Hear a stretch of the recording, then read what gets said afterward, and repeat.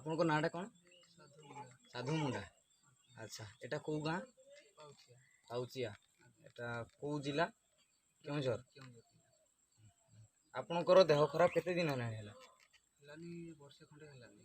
ମାନେ ଗୋଟେ ବର୍ଷ ହେଲାଣି ଆପଣଙ୍କ ଦେହ ଖରାପ ହେଉଛି? ହଁ। କ'ଣ ହୁଏ? ଖାଲି ପେଟ ଜଳା ପୋଡ଼ା ହୁଏ, ଖାଲି ପେଟ ଠାସେ। ମାନେ ପେଟ ଜଳା ପୋଡ଼ା করে ଆଉ ପେଟ ଠାସେ? ହଁ ଠାସେ, ଖାଲି ମୁଣ୍ଡ ବୁଲାଏ। ଖାଲି ମୁଣ୍ଡ ବୁଲାଏ? ହଁ। ଆଚ୍ଛା, ଆଉ କିଛି ହୁଏ ନା ସେଇ ସେତିକି? ସେତିକି। ମଝିରେ ଶୁଣିଥିଲି ଆପଣ ନିଶ୍ୱାସ ନେଇ ପାରୁନଥିଲେ ଭଲସେ? ହଁ, ନିଶ୍ୱାସ ବି ନେଇ ପାରୁନଥିଲେ। ନିଶ୍ୱାସ ନେଇ ପାରୁନଥିଲେ? ଏବେ ଟିକେ ନେଇ ପାରୁଛି। ଠିକ୍ ଅଛି। ଆଉ ପାଣି 2 ମିନିଟ୍ରେ ଥରେ ଗରମ ପାଣି ପିଉଥିଲେ, ଭାତ ବି ଆପଣ 2 ମିନିଟ୍ ଥରେ ଖାଇବାକୁ ପଡ଼ୁଥିଲା, ନହେଲେ ଆପଣ ନିଶ୍ୱାସ ନେଇ ପାରୁନଥିଲେ? ହଁ। ସେମିତି ହେଉଥିଲା? ହଁ। କେଉଁ ମେଡ଼ିକାଲ ଯାଇଥିଲେ?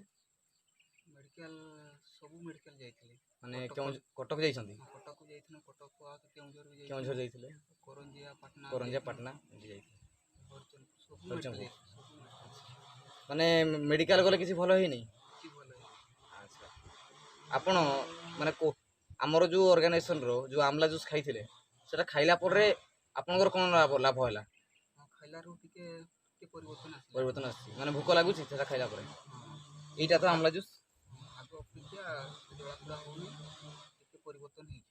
ମାନେ ଆଗ ଅପେକ୍ଷା ଟିକେ ଜଳାପୋଡ଼ା ହେଉନି, ଟିକେ ପରିବର୍ତ୍ତନ ହେଇଛି? ଆଚ୍ଛା ଆଚ୍ଛା, ମାନେ ଏବେ ଲାଗୁଛି ତ ଭଲ ଲାଗୁଛି? ମାନେ ଅଲଗା ସବୁ ଏଇ ଯେଉଁ ଏଲୋପାଥିକ୍ ମେଡ଼ିସିନ୍ ଅପେକ୍ଷା ଏଇଟା ଭଲ ଲାଗୁଛି ତ? ହଁ, ଏଇଟା ଭଲ ଲାଗୁଛି। ଭଲ ଲାଗୁଛି। ଆଚ୍ଛା, ହଉ ଠିକ୍ ଅଛି। ଆମ ତରଫରୁ ଯଦି କିଛି ସାହାଯ୍ୟ ସହଯୋଗ ମିଳେ ଆମେ କରିବୁ।